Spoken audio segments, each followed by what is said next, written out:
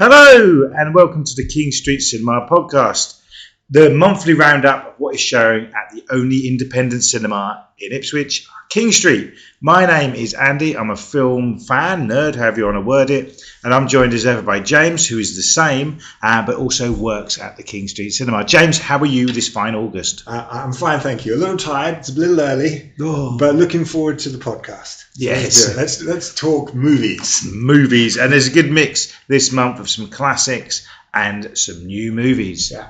So we're going to start on for Thursday, just coming, I believe. Thursday the 6th. Yeah, that's right. So Chinatown. We're kicking this podcast off with a classic movie from the 1970s, Roman Polanski's Chinatown, starring Jack Nicholson, Faye Dunaway. Have you seen it? A very long time ago. I watched it with my dad when I'd have been a teenager. All I can remember was I enjoyed it. It was long, but looking at the time then, it's not that long. But I think we watched it recorded off television, so there's all adverts. Oh, I had the adverts. Well, I mean, it's still, it's over 2 hours. 2 hours 10. That's right. It's one that I need to go back to.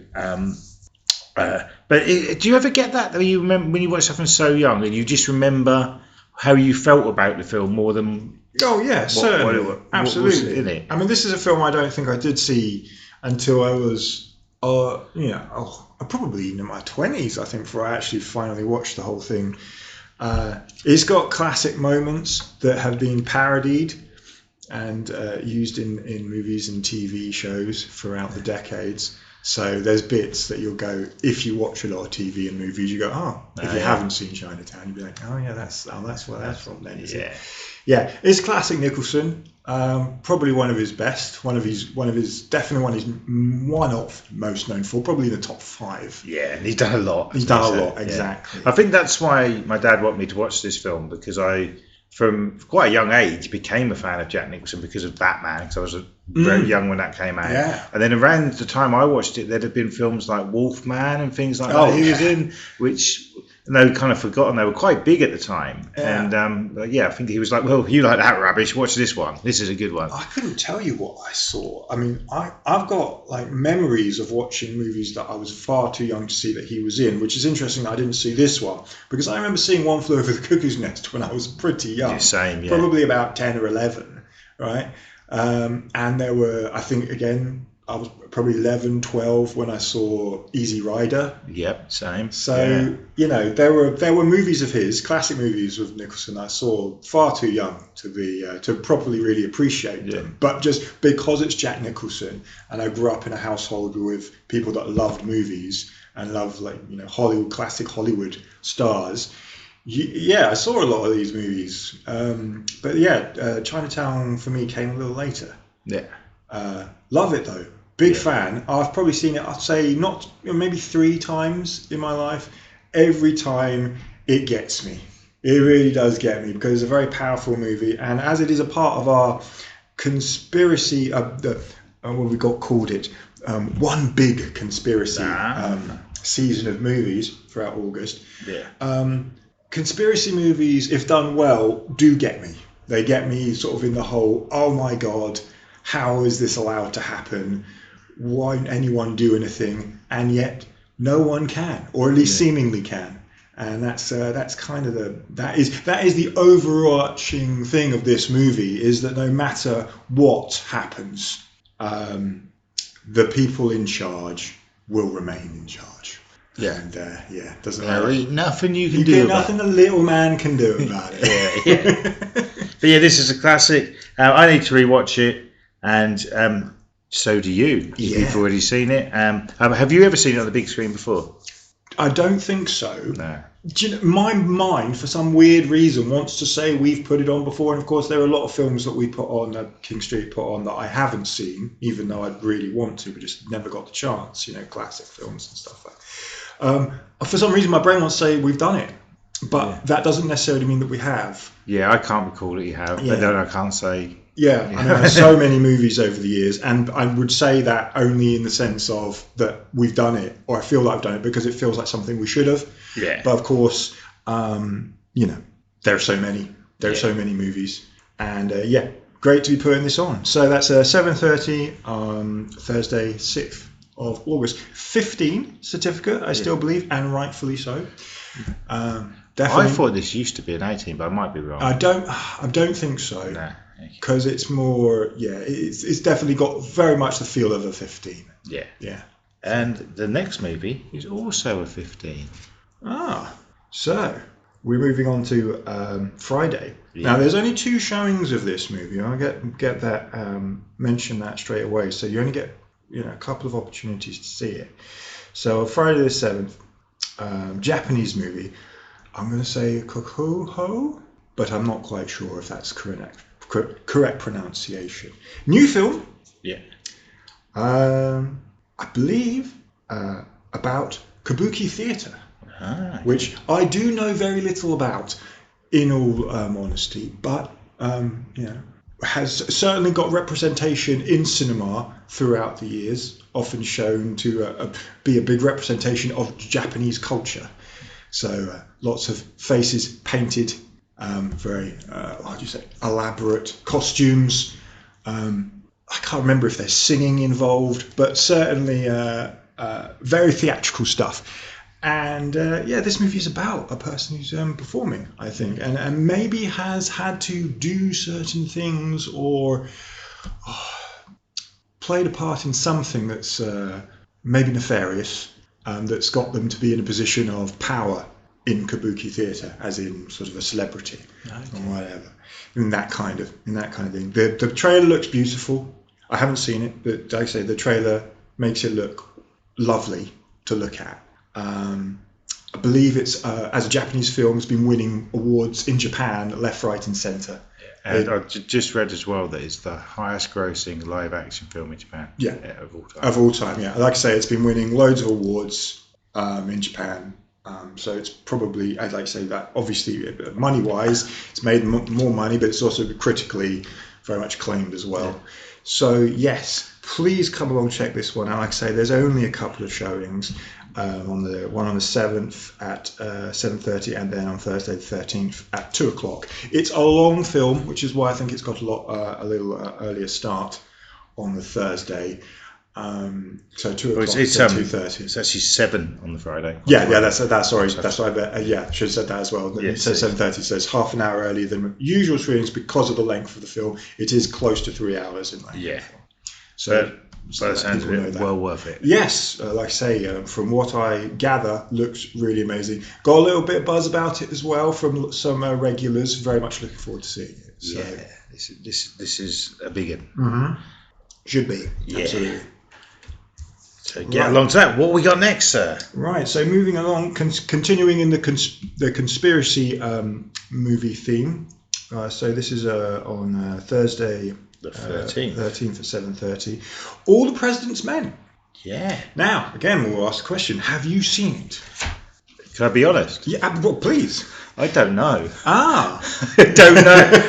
It's another one that I think I may have watched with my dad when I was been about 14. Right. But I honestly don't know. This is definitely the sort of film I can imagine your dad saying you should watch. Yeah, watch it now. Because it's obviously of his period, of his era. Yeah. And got great, fantastic actors.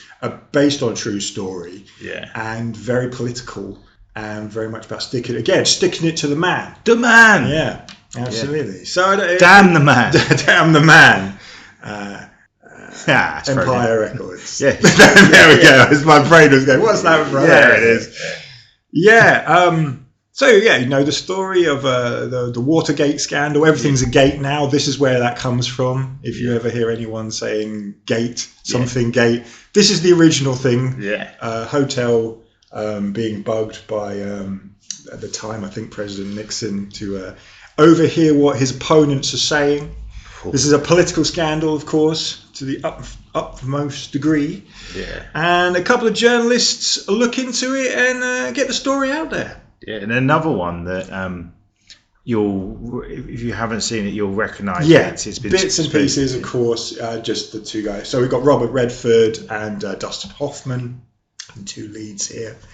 So about 50th anniversary. 50th anniversary indeed. I'm not sure if it's getting a special 4K restoration. Has it got it? Yeah. There you go. See, they always say often with these 50th or anniversary things that they do these restorations, but they never make a song and a dance about it. So you never quite know. Yeah, this one.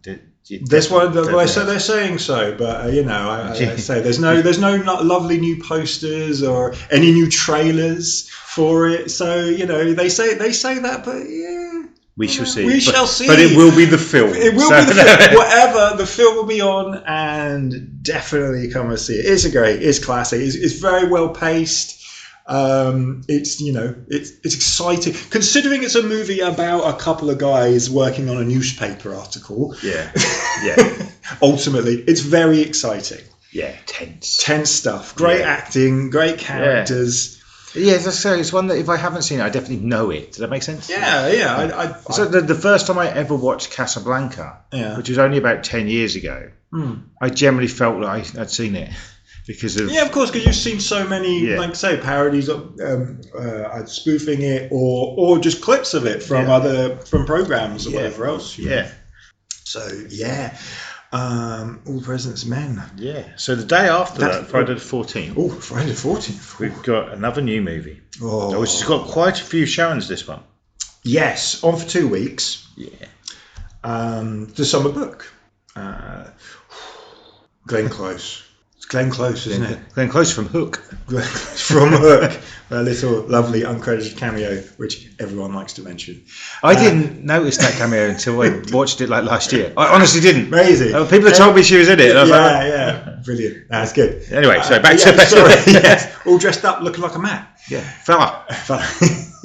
Not in this one. And she's done other movies where she did that. And she's do another one where she... An actual film where she stars. Yeah, amazing. Anyway, Glenn Close, fantastic. Watched Fatal Attraction not too long ago for a time I hadn't seen in years before I give it another look. I was like, oh, bloody hell. She's terrifying in that. But yeah, this movie, very different. Family drama, very low-key, beautiful setting. I believe in Norway. I want to say that it's shot in Norway. Or some Scandinavian nation. Finland. There we go. Finland. Close enough. Don't really know too much about it. Looks like I say, looks lovely. Quiet film. Great acting by looks of things. It's got Glenn Close in it. How could you not want to come along? PG. So everyone can come. Don't even have to have a responsible adult for this one. So Just rock up. Just show up. Just show up as yourself. It says parental guidance. The little kid's like, that's all right. It's fine. They say it's fine. Yeah. So not many PGs around nowadays. That's very true. But this is one of them. Like I say, it's 2 weeks. So from the 14th until the 27th. And this is another one that I think. Well, I don't think I know. You're the only cinema in Ipswich show. Oh yeah, it's a small film. 90 minutes, so again, small film and short as well. So existing in that lovely time frame of perfect movie time frame. Just right. So how are you not coming along and seeing this? And I'm pretty sure we should be getting, considering it is on for 2 weeks. I'm sure we will get a nice solid amount of audience. Yeah. See, I've got a busy few weeks. I'm looking now, and there's enough screenings that I will be able to see. So that's good. And so yes, please make your way along for this a little movie that you will not be able to see anywhere else locally at all. Yeah, doing what King Street does best, ultimately. Yeah, giving you films that you can't see anywhere else. Yes, showing you films that aren't the two big films that are the only things on at the multiplex. Pretty much that, and other than them bringing back some kids' movies from the last year. Yeah. That's about it. Yeah. So that you get at the moment for you film goers. Yeah. I hate the summer. It is generally considered the worst time for cinema. Yeah, so I've seen it. You've seen it, and you've got weeks. For me, cause I do like me big budget films as well. When there's a big film come out, I always every summer I'll rush to like the first screen I can possibly see. Yeah. See it, and then like I've got 2 weeks. Like, right, what do I do now? Oh, yeah. I'll sit at home then. Aww. Yeah. Boo. Go to the park. Okay. Yeah. Well, they're showing films in the park. yeah, they should do. Yeah.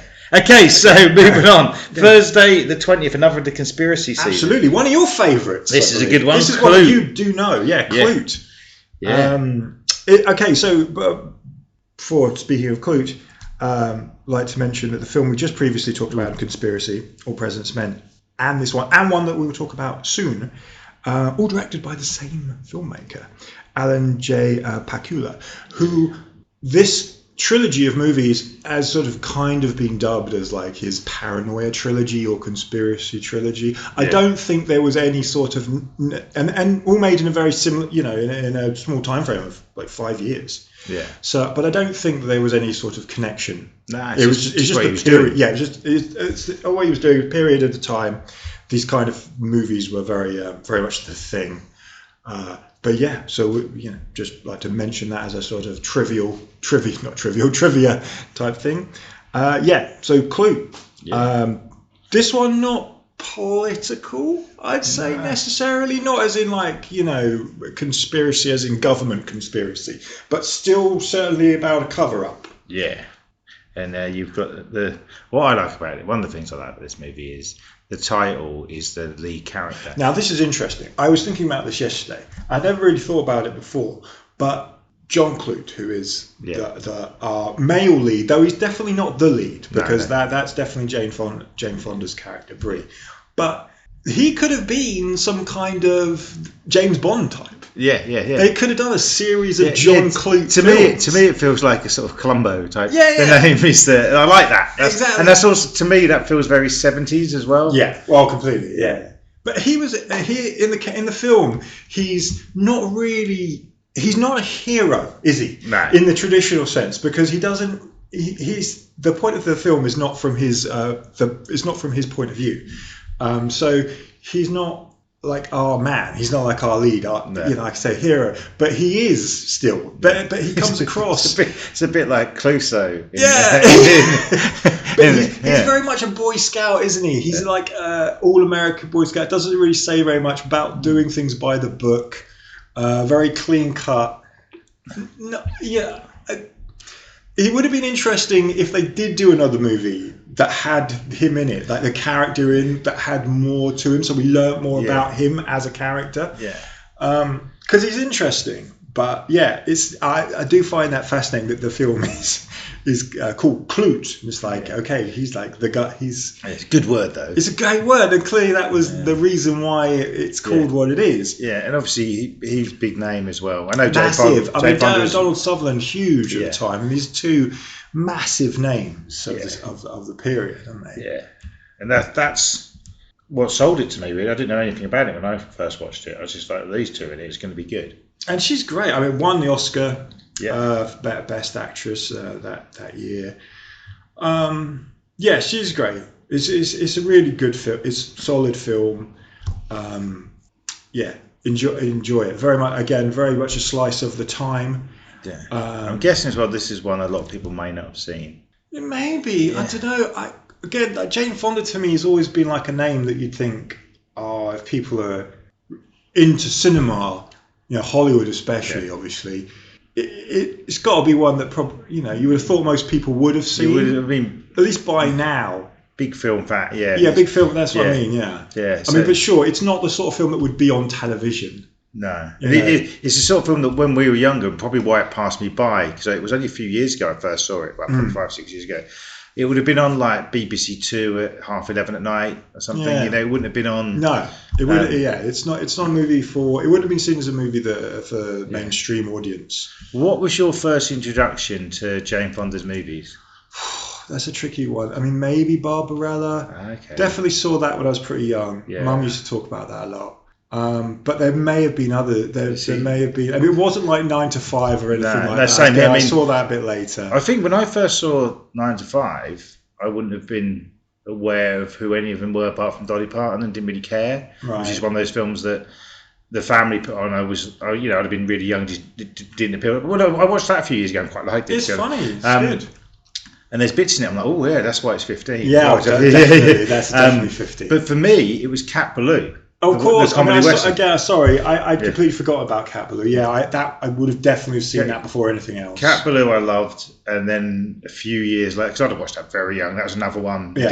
Granddad even, we watched that for Lee Marvin, and that's a funny film. It's funny. Music with Nat King Cole as well, which I like. Brilliant. That's a film that is kind of forgotten as well now. Absolutely. When we were young, I remember that was on television.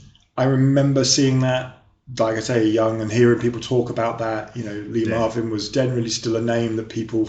Nowadays people don't. I never hear anyone really talk about Lee Marvin. No. When we were young, he was very much a sort of that was the guy. Well, you got to think when it comes to, because Lee Marvin was in a lot of films, but known for westerns. Yeah, you got to think from when we were kids.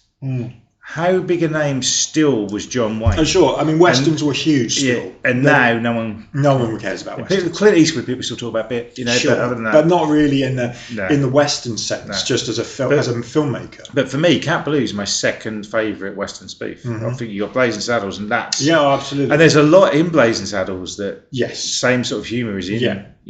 But Saddles has just gone that bit after. See, that's interesting. It wasn't that long after either, really, when you think about it. Do you know what? I want to say like 10 years. Yeah, it's mid-60s. Yeah. I'm just thinking about when I did see Cat Ballou. It was definitely... I could not gauge properly exactly which ones I would have seen first, but it was certainly an early one. But I didn't really think about it as a Jane Fonda too much, like a Jane Fonda movie. I remember liking the character very much in it, though. Yeah, because she wasn't a huge name when she done that. No, it was one of her earlier ones. Though still, I mean, I say that. Yeah, no, it was still early in her career, but she was not young, young, probably in her late 20s. Yes, but that was her sort of getting there, because that would have been just before Barbarella. And Barbarella is late 68, isn't it? Yeah, and obviously that's the film that propels her to sort of more sort of arcade. Yeah, and even though Barbarella didn't do very well, it put her on the map, and then she got to do more serious work, which like this, which was more what she was about. She's still acting and still. Yeah, I mean, Clue is a very serious movie. It touches on a lot of really important themes that are still important today.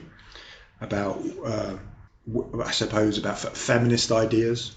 About women and their role in society and how their bodies are their own, bodily autonomy and things like this. Of course, it's also about surveillance and about people, which again I think is probably something that we could see as being important to this day. About people being, people's identity and their personal time, and things that they say, and how that can be used against people. And living in a time when people seem very, very ready to give away information now. It seems with the internet, whether they want to or not, whether they're conscious of it or not, they are. By going on social media and things like that, and how it can be used against people for whatever reason. And so I mean that obviously that's a very modern thing, but the point is about who's listening. Who's taking in, who's your information, who's using your information, against you. There's always someone listening, even to this podcast. So go check that one out. This is scary. Oh, that was another thing I want to say. It's not a horror movie, but there are bits of it where it's shot like a horror movie. And there's bits of it that some of the music cues are very much of horror movies of the time. If clearly this is very conscious of the filmmaker that he wants the people to be scared in bits of this. Ooh. But you're supposed to. You're supposed to be. But that's I think that's a good point to make in just a sense of from a filmmaking perspective, that some of these kind of movies, this kind of idea of conspiracy, of shadow figures. This is scary stuff. It's scarier than horror films. Exactly. Right, so we've got another conspiracy one. So as the summer book is running for 2 weeks, that's the new movie rolling into the next week, the 27th. So coming to the end of the month now, 27th August on Thursday, we have The Parallax View. Now, for me, this is the most conspiracy movie I think I might have ever seen in my life. Certainly of the time period of the 70s. This is really the one that's like, oh wow, you know, this is written from the point of view of there is no hope. No. There is just some shadow government that's in control of everything, and it don't matter what you do, they're in control. And so yeah, we have Warren Beatty, Dick Tracy, going up against the shadow government and doing his best to get involved with them to find out exactly what they're up to and who's in charge and all that kind of stuff. So yeah, political thriller. People are being bumped off, and Warren Beatty's trying to figure out who's doing it ultimately. Yeah, I've not seen this one. This is a great film. It is a one. Like all four in fact that we've mentioned so far, but the three that are the Alan J. Popular sort of paranoia films, I think they were generally called. Yeah. This is the one. This is the real like paranoia one. This is the full on. If you're into conspiracy stuff, you can't not see this movie. Yeah. So yeah. Yeah. I need to see it. But yeah, exactly. I'd say probably lesser known. Yeah. It's got a great cast. Some names that I can't your faces that you'll go, A lot of character actors. And just loads of things you've seen of the time and further on, even into the 80s and 90s. So you see some younger faces of people that you'll recognise from. You go, oh wow, it's him from from some 90s show that I watched or whatever. Yeah, cool. I think a teacher from Boy Meets World. Oh, that Disney TV show is in it. In a serious role. There's not a funny role. Fred Savage's brother, Boy Meets World. Ben Savage. Savage. There we go.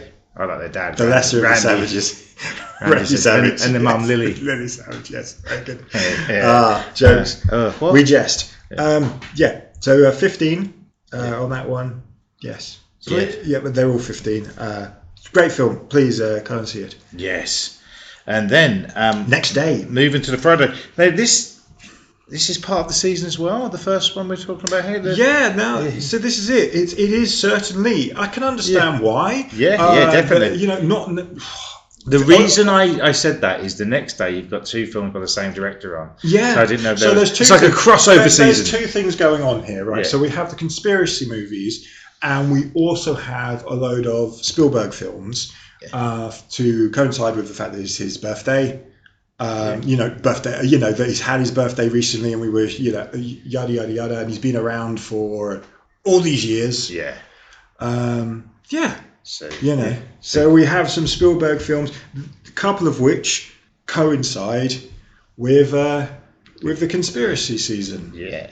Starting with on Friday, the 28th of August, Close Encounters of Third Kind. Yes. Which is a classic. Now, this is another one that I like. I like this one a lot. Because it's quite long. I've only seen it probably in my 4 decades on the planet 5 times, maybe. Wow. But looking at this, I've got to get and see it on the big screen. Need to do it. Now, this is definitely one that we have shown. Yeah. In more recent years, because I can remember having it on. I remember having the soundtrack playing for the walk-in. Yeah. So we've definitely had this one recently, but still, no reason to put them on again and again and again. In fact, I think we even had the Parallax View on a few years back as well, and it was a part of another series of films that we were showing. Yeah. So I'm a big fan.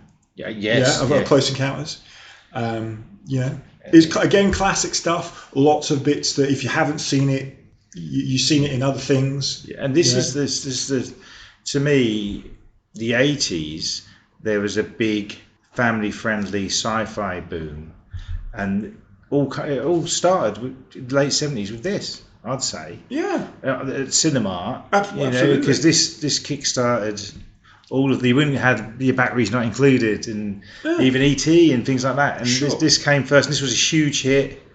It was massive. I mean, just off the back of Jaws, of course. So it's 2 years after Jaws, which Yeah. was the first like original summer blockbuster movie. I mean people they're gonna want to come out and see the new Spielberg, right? Just off the back of that. And when I say family friendly, I don't mean kids film. No. And that's what I like about these kind of movies. Nowadays, when there's a big budget sci-fi, whatever, they seem more aimed at kids. Sure. Whereas this is aimed at everybody. Yeah, I mean, this classic Spielberg, he didn't really make movies that were aimed directly at children. No. He made movies that were for a broad audience. Yeah. Even though I mentioned earlier Hook. Sure. That's Peter Pan, but that's about an adult remembering his youth and appreciating his youth. So there's adult themes in there as well, obviously. Of course. But this is early days of Spielberg, and this is very much a very different time, I'd say, to the mindset, and certainly the studio's mindset, because we've got to remember these are Hollywood movies, these are studio films. They have a sort of a sense of how they want stories to be presented and told to the public. Yeah.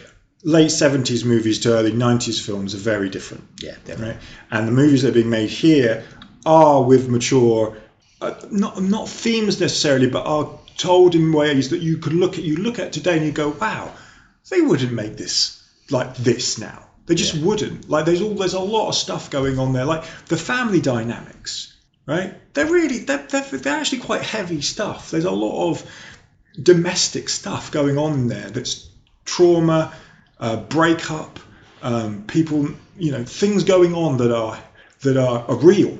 If we just put aside the conspiracy and the alien side, just what's going on in the relationships are not happy.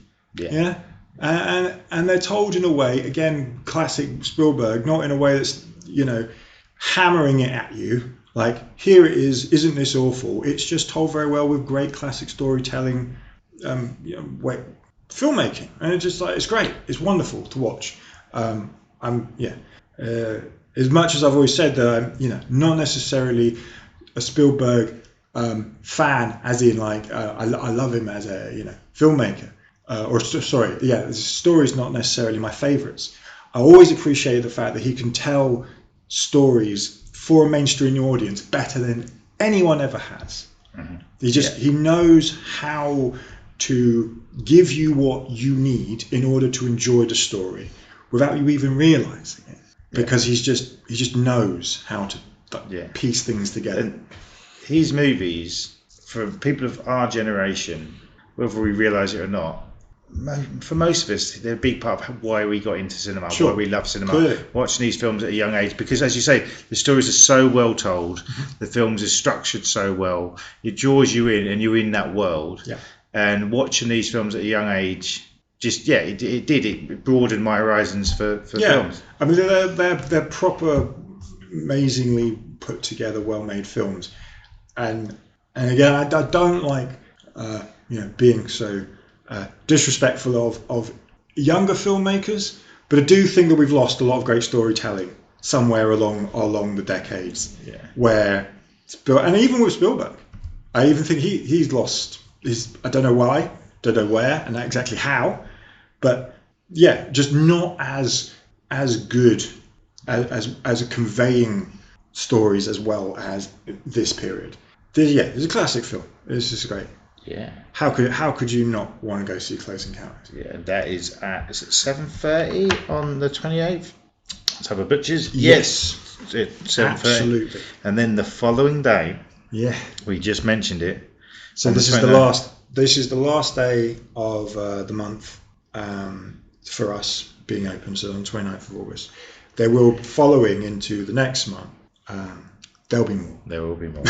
we'll say the names of the ones, and then we'll talk about properly, because I want to talk about them on the next show. Okay. But we have Jaws at 7:30 on. Yeah. And we've actually, I'm sure we've done a whole episode on Jaws in the past. Yeah, so we don't need to necessarily speak on that, because we did the obviously for last year we had the 50th anniversary and the big day for it, which was really lovely and wonderful. Lots of people came out for it.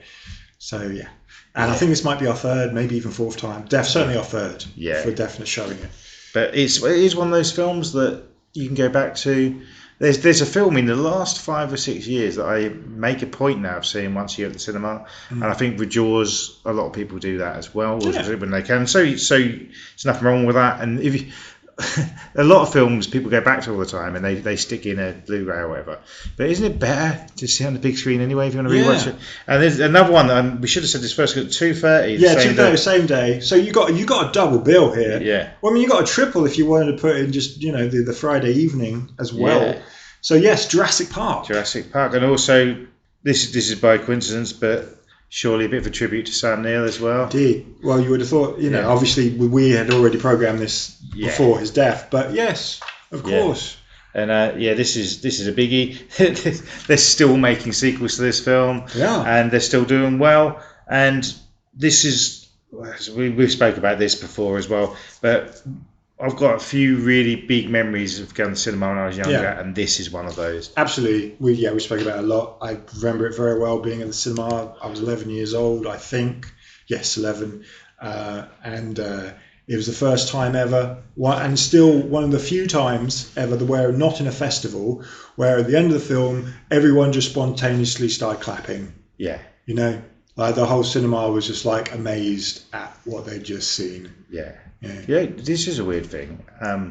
The last month at multiplexes for new films, I've experienced people clapping at the end. Right. I don't know if it's becoming more of a thing. I reckon probably so. And one of the films was rubbish. I'm not going to say what it was. Okay. Why remake a modern Disney animation anyway? But people. I wonder what that was. And the other one was the first showing of a big blockbuster, so I get that, and it was sold out. So I just feel weird. I go to a fair few film festivals, and when cast members and the filmmakers and everything are there, yes, clap. Yeah. It's uncomfortable if you don't, which I have seen. That wasn't so good. Sorry. Yeah. Anyway, to the bar. Sorry,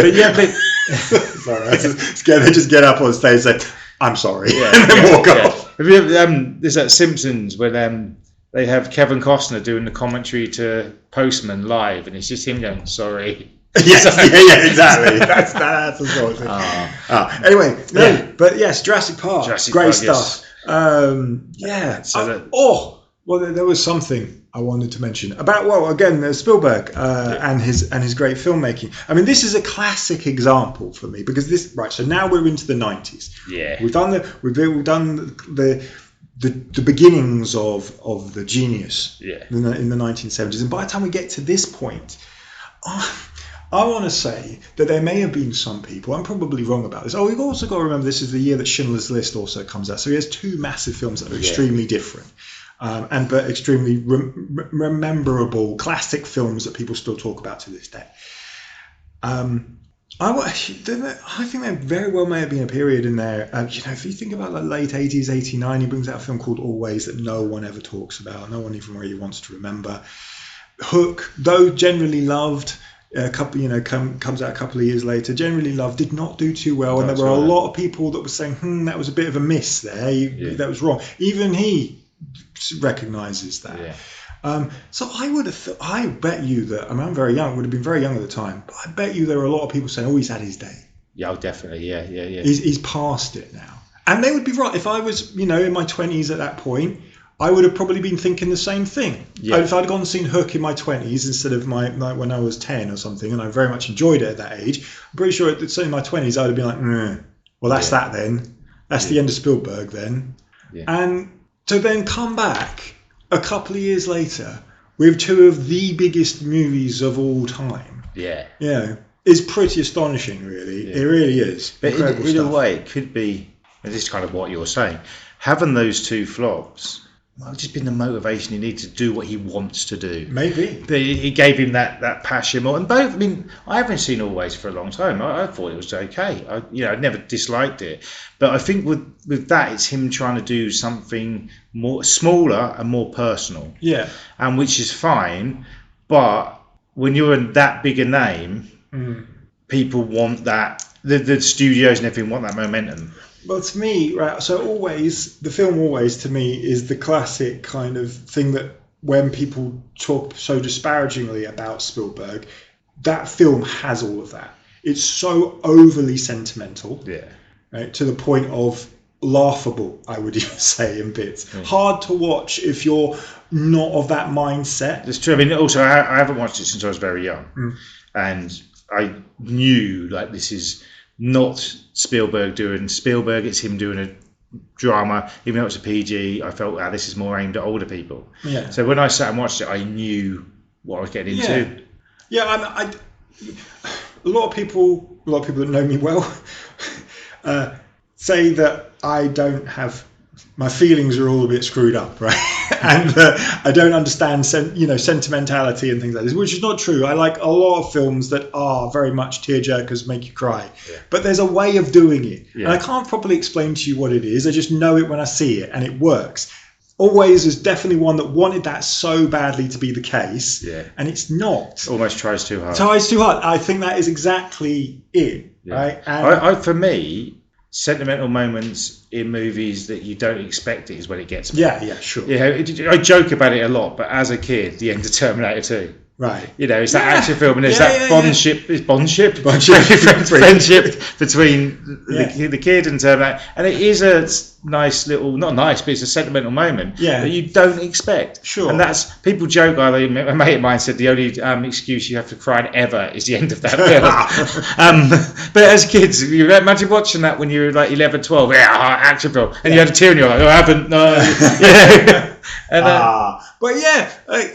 sure, I understand. It's a tricky one. I mean, I don't want to in any kind of way knock him because in that sense, is it? Because like I say, I'm not overly. It's such a tricky one, really, to talk about Spielberg because there is a part of me that does absolutely love him.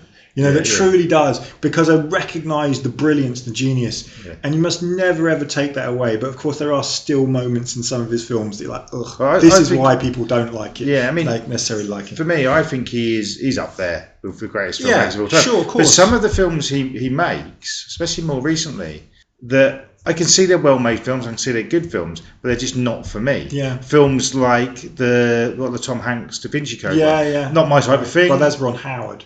Is it? There's Da Vinci Code, I thought. Was it not? What was it? Well, he's done something. No, he's definitely done right. There was that Terminal. I remember. He's done something with Tom Hanks, and I'm just like, it could be Terminal, which is again very sentimental. Yeah, and the other one, did he do Catch Me If You Can? Yes. Yeah, I'm just confusing Tom Hanks. Yeah, but I like Tom Hanks and I like Spielberg, but these films just didn't appeal to me at all. Yeah, and it's because of the type of films they are, and he has that range of movies. Yeah. And a few years ago he released The Fabelmans, was it? Yeah, a lot of people didn't know that. I like just for Disclosure Day. Yeah, I liked that one a lot. A lot of people didn't.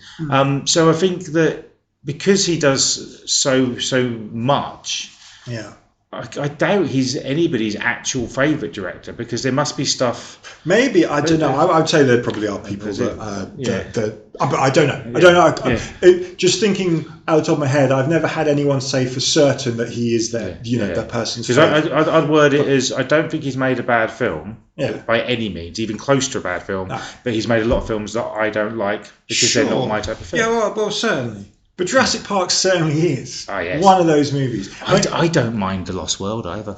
Yeah, the second one. No, I think it's fine. Yeah. I think it's. I think it has the classic sequel problems, which is it's over baggaged with more and more stuff.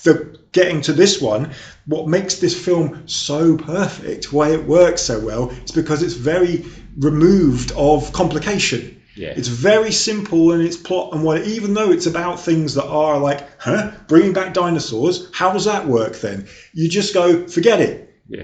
They give you a very simple scientific reason, and you go with that. You got a little animated DNA thing. Exactly. And you just go with it. Yeah. And it's brilliant, right? It's just told. It is a classic monster story. Yeah. Yeah.